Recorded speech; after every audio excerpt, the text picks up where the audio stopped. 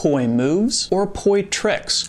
What do we call the things that we learn? And how about poi patterns? How do those fit into this scheme? I am still trying to sort all of that out myself, but in this video, I'm going to share where I'm at right now and see if that helps all of us to sort these things out too. Drex here from Drexfactor Poi, bringing you the love of poi spinning and flow arts to benefit your body and brain. And today, we are talking about some vocab, because it does get confusing. Before we dive in, I just want to give a quick shout out to the friends of the channel. Big thanks to Dark Monk, Flow DNA, Flow Fests, Flow Toys, Juggling Calling, Pyroterra Light Toys, Spinballs, and Ultrapoi for helping to make the videos on this channel possible. You can learn more about all these amazing companies and the work that they're doing to support flow artists like yourself by checking out the links that I've got down in the description of this video.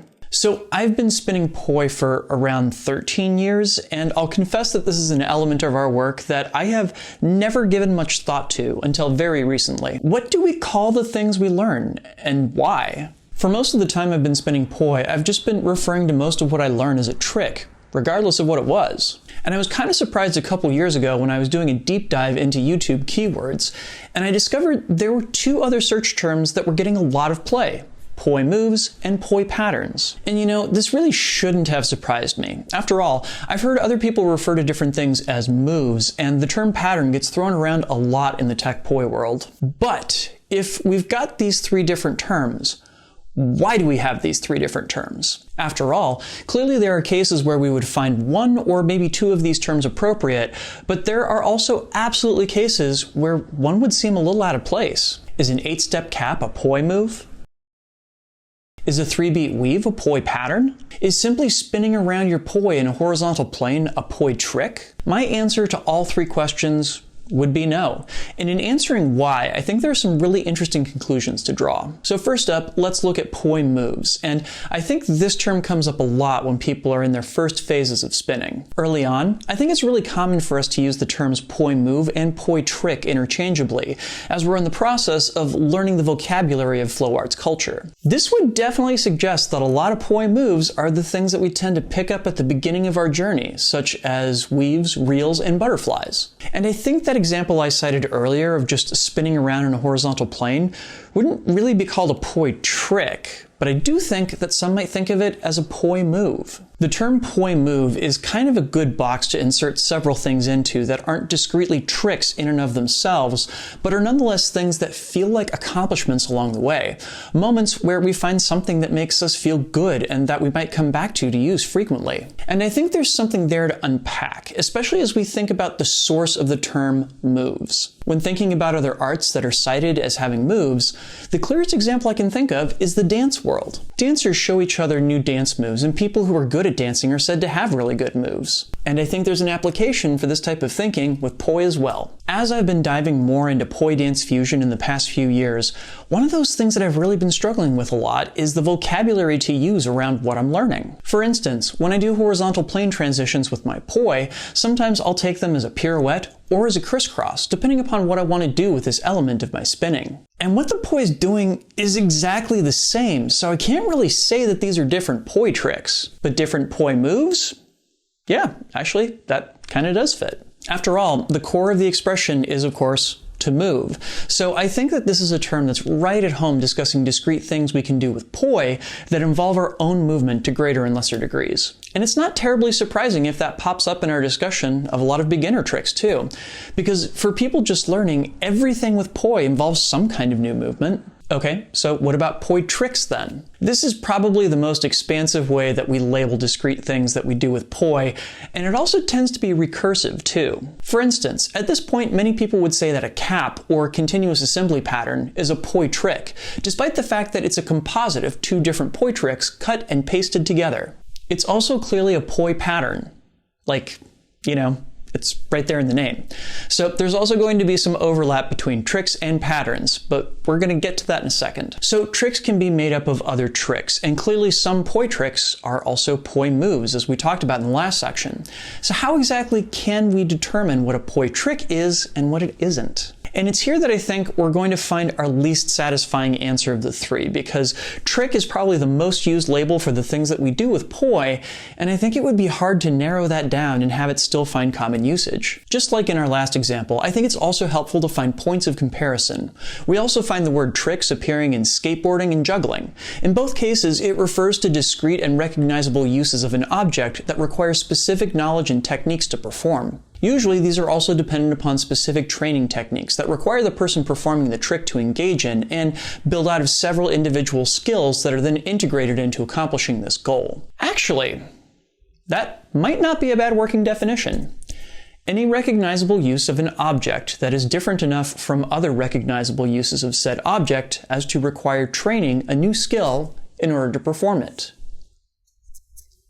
I'm going to sit on that one. It should also be said that what a trick is will be in the eye of the beholder too. I've had short combinations of poi tricks be referred to as tricks in themselves by people in my comments section, despite my never having thought of or framed them as such. So I think the best I can do here is say that a trick is any series of repeating poi movements that are identifiable enough to stand out and make people want to learn them. Really unsatisfying, I know, but I'm not sure if anything more specific will either stick or be appropriate for our common usage. So that just leaves poi patterns. My first inclination here is simply to say that if it qualifies as a cap, then it's a poi pattern and call it a day. But I don't actually think it's that simple. For example, I don't think anybody would refer to a 3-beat weave as a poi pattern, but I can imagine people saying that a 4-petal anti-spin flower is a pattern. So here's what's weird about that. These two tricks actually have a lot in common. They have the same number of downbeats and can be performed in the same plane, but one of those we see more easily as a pattern than the other. And I think the reason for that is that a flower produces something that we recognize as being a shape that is produced as a result of the poi tracing a given path over time. That is, we see it in terms of the picture that the poi produces. On the other hand, we tend to see 3-beat weaves much less in terms of the picture the poi are drawing, and more in terms of the relationships between each other and the hands and arms. The trails left by 3-beat weaves tend to be really sloppy and incoherent, whereas the trails left by anti-spin flowers are much more crisp and recognizable, regardless of how proficient you are at spinning them. I think core to both poi tricks and poi patterns is that you're doing something that's repeatable. Unlike poi moves, which I think in some cases can involve doing things that can't easily be done in multiple reps, both poi tricks and poi patterns are things that are meant to be done for several reps if the performer chooses to. And I will also say that poi patterns is a term that gets thrown around a lot more in tech poi circles. For example, despite the fact that the term cap was coined to describe a trick Yuta Imamura performed in a poi video over a decade ago, I don't think Yuta ever considered the thing that he was doing to be a poi pattern. And likewise, there are tons of poi challenges coming out of Russia right now that I see as being patterns instead of tricks, and I think many of the people issuing these challenges would disagree with me. That definitely has to do with my background in tech poi, where cutting and pasting elements of poi movement and tricks was frequently a shorthand for working through some piece of theory or testing a framework. So many of these examples were never actually meant to be performed in the real world, but to understand the implications and limitations of many of the concepts we were discussing. So we never really saw many of them as tricks.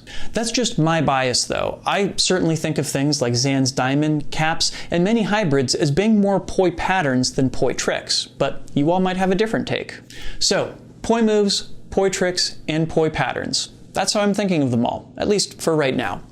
Check back in with me in a few months, and let's see if the language has evolved.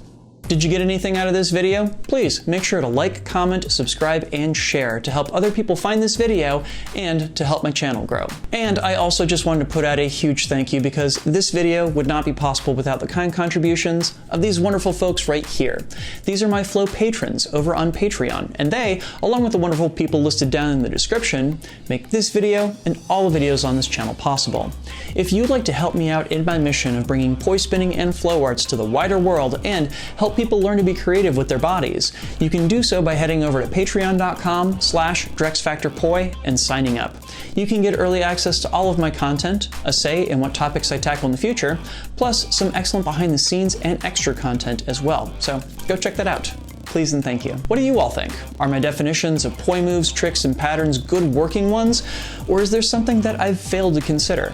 Have you heard these terms used in different contexts that might give them another meaning? Let me know down down in the comments. I welcome an absurdly pedantic debate over the words that we use to describe us spinning balls on strings. And I'm only kind of kidding here. But either way, thanks so much for watching, and I hope you get outside and flow a bit today. See you on Wednesday with a new video, and until then, peace.